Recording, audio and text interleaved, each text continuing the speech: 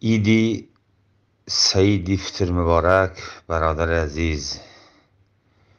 عبادت های در ماه شریف کردهتان را خداوندی کریم به درگاه عظیمش قبول گرداند و تا رمضان و عید آینده در پناه عظیمش نگه دارد. همیشه سربلند و دست بالا و در خدمت اسلامی عزیز باشید. رمضان خوش آمدید. رمضان بسیار خوش آمدید. ما اگر چنده که شاید در تو بی‌پروایی کردیم، شاید در تو توجه هم نکردیم، شاید دلسوزی هم کردیم لیکن کم کردیم. روز قیامت شفاعت از جانب ما شد، سپر از برای ما شد.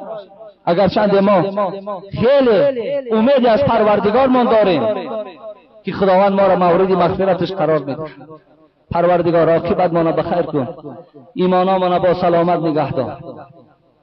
این ماه مبارک خدا از ما قبول بگردان. برکات و شرف این شب قدر در نامه اعمال ما کتابت فرما و تا رمضان دیگر خدایا همه جمعیت ما، همه مردم مسلمان را خدایا صحت و سلامت و به بلا و به آفت و به مشقت خدایا نگه دار.